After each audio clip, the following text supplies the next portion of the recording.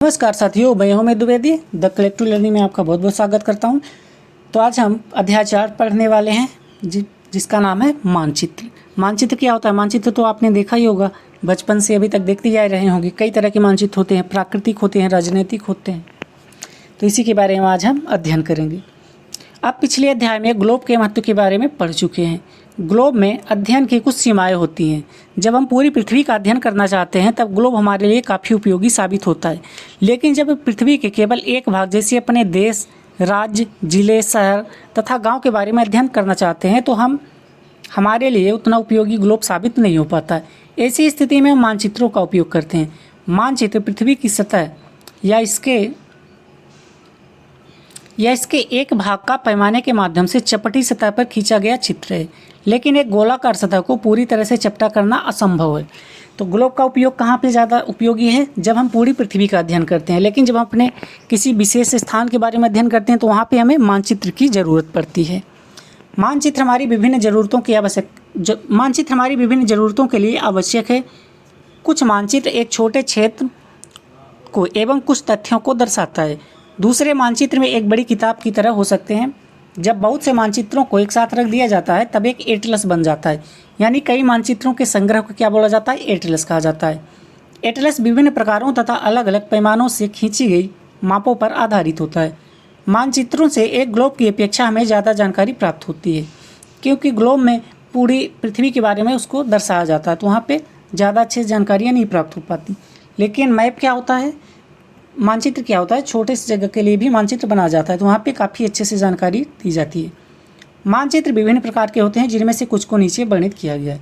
तो अभी तक आपको कितने प्रकार के मानचित्रों के बारे में जानकारी है? आइए देखते हैं कितने प्रकार के मानचित्र होते हैं। सबसे पहला है भौतिक मानचित्र। पृथ्वी की प्राकृतिक आकृतियों जैसे पर्वतों, पठारों, मैदानों, नदियों, महासागरों इत्यादि को दर्शाने वाले मानचित्र को भौतिक या उच्चावच मानचित्र कहते हैं। यानी उच्चावच या फिर भौतिक मानचित्र क्या है? दोनों एक ही हैं इनके। तो इसमें क्या दर्शाया जाता है? जियोग्राफी, यानी पर्वत, पठार, मैदान, नदी, इन सभी के बारे में इसमें दर्शाया जाता है।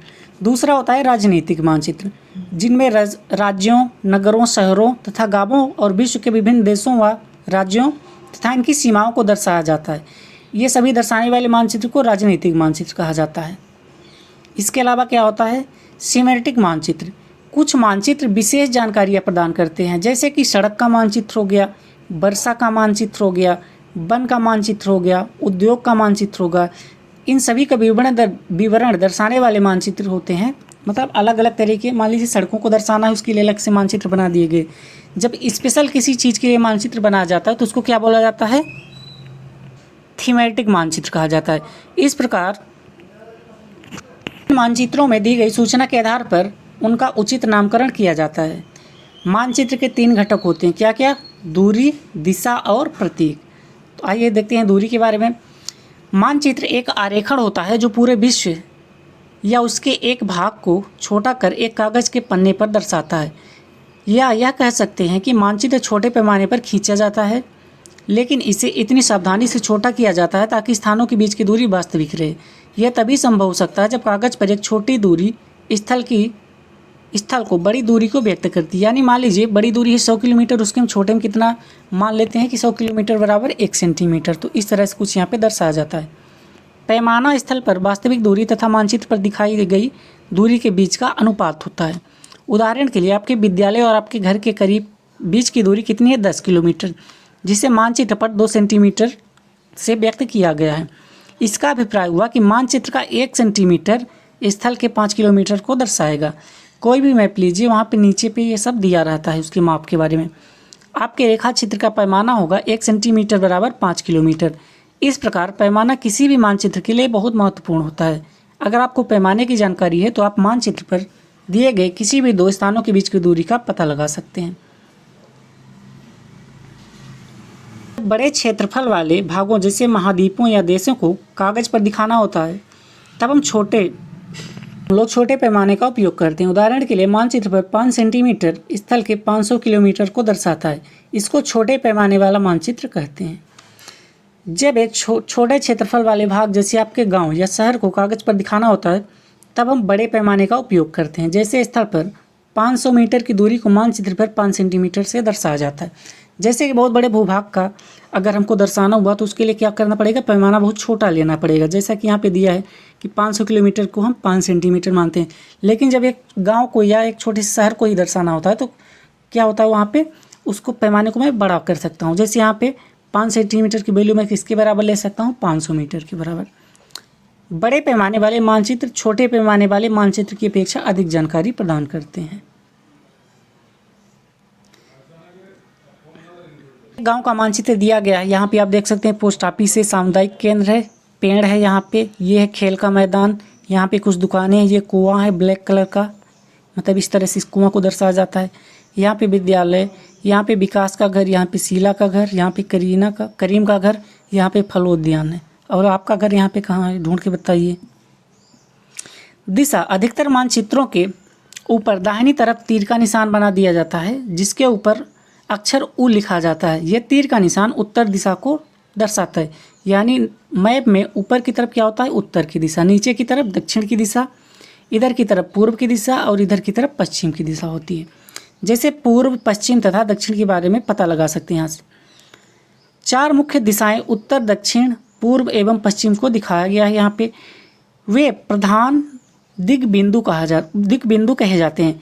बीच की 4 दिशाएं जैसे उत्तर पूर्व, दक्षिण पूर्व, दक्षिण पश्चिम, उत्तर पश्चिम, इन बीच वाली दिशाओं की मदद से किसी भी स्थान की सही स्थिति का पता लगाया जा सकता है। यानी 4 मुख्य दिशाएं होती हैं और 4 उप दिशाएं होती हैं। सहायता से किसी स्थान की दिशा का पता लगा सकते हैं। यह एक यंत्र है जिसकी सहायता से मुख्य दिशाओं का पता लगाया जाता है। इसकी चुंबकीय सुई की दिशा हमेशा उत्तर दक्षिण दिशा की ओर ठहरती है। यानी जो दिक्सूचक यंत्र होता है, इसकी जो भी चुंबकीय सुई होती है वो हमेशा उत्तर दक्षिण दिशा की ओर होती है।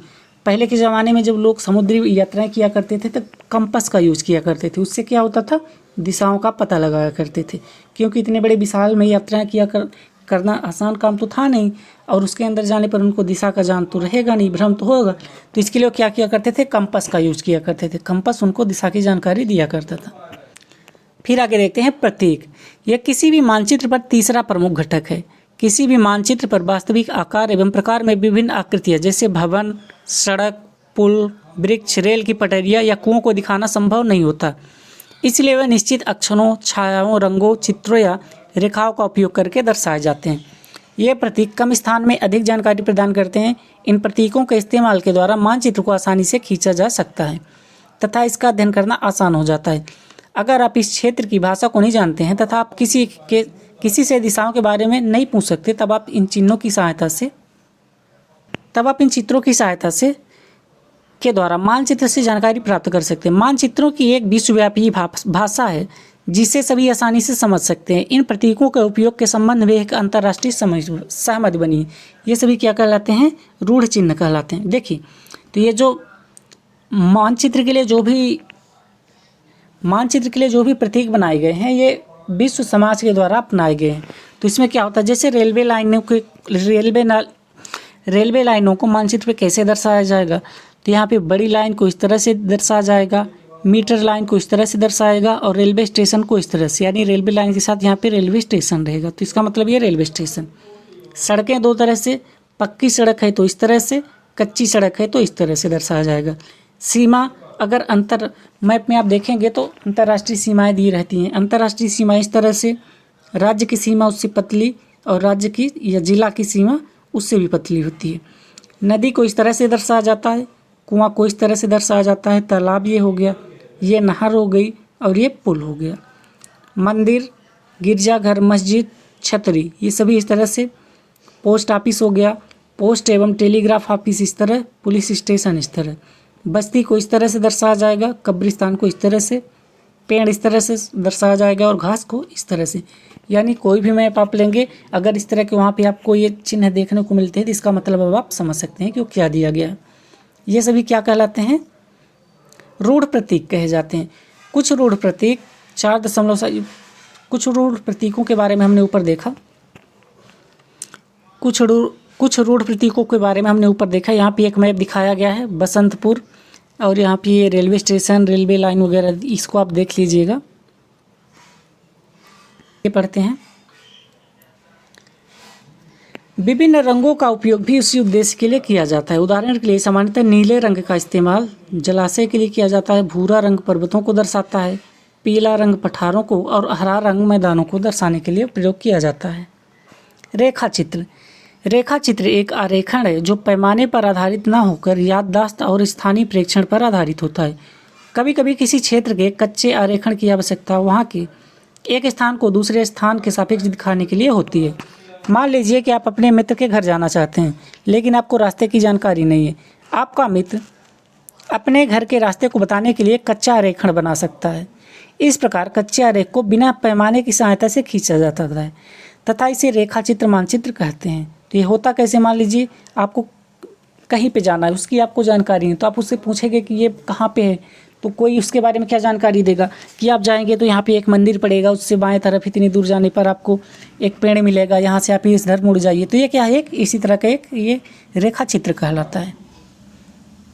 आप भी कहीं ना कहीं जाते समय कभी रास्ता भटके होंगे, तो कोई किसी से पूछने पर उसने क्या बताया होगा कि आप यहाँ से सीधे जाइए, एक पेड़ पड़ेगा, फिर वहाँ से मुड़ना है, मंदिर पड़ेगा, कुछ इस तरह के वो रास्ते हमको सजेस्ट करते हैं। यही क्या होता है, हमारा आरेखण कहलाता है। उसके बाद अगला है खाका। एक छोटे क्षेत्र का बड़े पैमाने पर खींचा गया रेखा चित्र खाका कहलाता है। एक बड़े पैमाने वाले मानचित्र से हमें बहुत सी जानकारियाँ प्राप्त होती हैं, लेकिन कुछ ऐसी चीज़ें होती हैं जिन्हें हम कभी कभी जानना चाहते हैं, जैसे किसी कमरे की लंबाई एवं चौड़ाई जिसे मानचित्र में नहीं दिखाया जा सकता। उस समय हम लोग बड़े पैमाने वाले एक रेखा चित्र खींच सकते हैं, जिसे कि खाका कहा जाता है। यानी खाका किस लिए होता है, छोटे क्षेत्र का बड़े पैमाने पर खींचा गया रेखा चित्र होता है। यहाँ पे अभ्यास के कुछ क्वेश्चन दिए गए हैं, इसको अगर आपने पूरा लेक्चर ठीक से देखा तो उसको अब आप कर पाएंगे। तो हमारा ये चैप्टर यहीं पे समाप्त होता है। यहाँ पे हमने क्या क्या पढ़ा, चित्र क्या होता है, मानचित्र कितने प्रकार का होता है, मानचित्र के लिए जरूरी पॉइंट, मानचित्र किस किस पर डिपेंड, मतलब कितने प्रकार के मानचित्र होते हैं, हमने पहले ये देखा। फिर उसके अनुसार दूरी को दर्शाने के लिए क्या किया जाता है, ये हमने देखा। फिर दिशा को दर्शाने के लिए इसमें क्या होता है, कुछ तो मुख्य दिशाएं होती है, कुछ उप दिशाएं होती हैं, इसके बारे में हमने यहाँ पे जाना। उसके बाद प्रतीकों के बारे में हमने देखा कि प्रतीक क्या क्या किसको रिप्रेजेंट करते हैं। उसके बाद हमने देखा कि रेखा चित्र क्या कहलाता है, और उसके बाद लास्ट में हमने देखा कि खाका क्या होता है। तो हमारा चैप्टर यहीं पे समाप्त होता है। मिलेंगे अगले चैप्टर के साथ।